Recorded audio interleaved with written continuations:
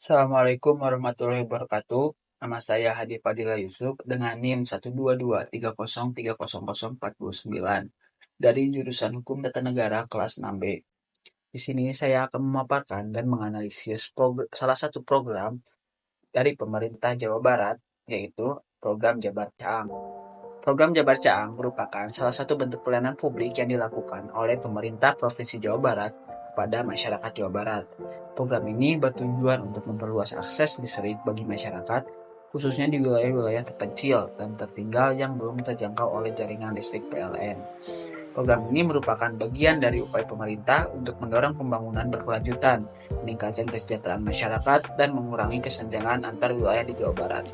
Jabar Caang tidak hanya mengandalkan jaringan listrik konvensional, tapi juga mengembangkan pembangkit listrik energi terbarukan seperti pembangkit listrik tenaga surya atau biasa disebut dengan PLTS untuk menjangkau daerah-daerah yang sulit diakses.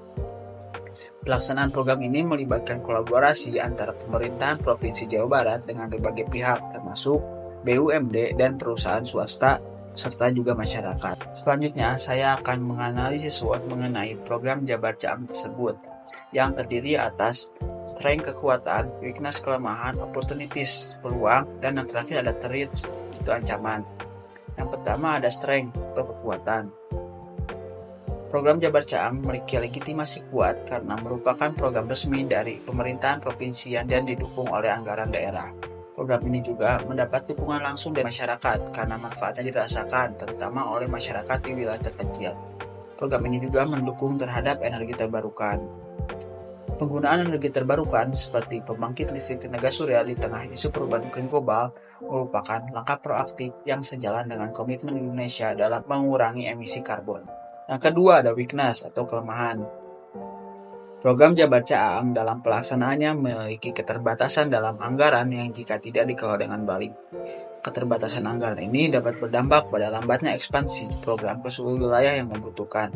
Program ini juga memiliki keterbatasan infrastruktur penunjang di beberapa daerah, seperti jalan dan akses transportasi yang menyulitkan distribusi material dan alat.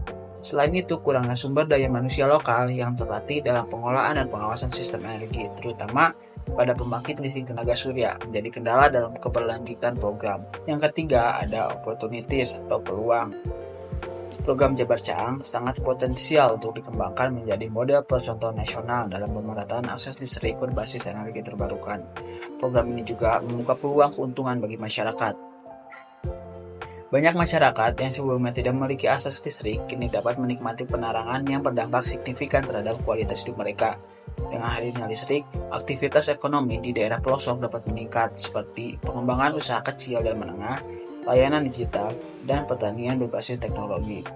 Kehadiran listrik juga memungkinkan peningkatan kualitas pendidikan melalui penggunaan media pembelajaran digital serta mendukung layanan kesehatan yang lebih memadai. Dan terakhir ada threats atau ancaman. Dalam pelaksanaannya, program Jabar Caang terdapat ancaman seperti resiko kerusakan perangkat akibat kondisi alam ekstrim di beberapa wilayah terpencil, serta potensi vandalisme atau pencurian alat peralatan listrik. Selain itu, ketergantungan pada pihak ketiga dalam penyediaan dan pemeliharaan peralatan energi dapat menjadi ancaman jika tidak ada transfer pengetahuan kepada masyarakat lokal. Selain itu, dinamika politik dan pergantian kepemimpinan daerah dapat mempengaruhi kesinambungan program. Tanpa payung hukum atau regulasi daerah yang kuat, program Jabar Caang bisa saja terhenti atau mengalami pergeseran prioritas. Selanjutnya, saya akan memaparkan mengenai prinsip good governance yang terdapat pada program Jabar Caang. Good governance diartikan sebagai pemerintah yang baik.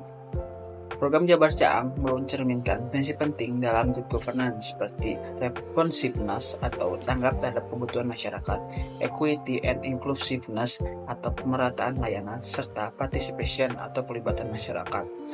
Program ini juga menjadi contoh konkret dalam perwujudan pelayanan publik yang inovatif dan berorientasi pada hasil.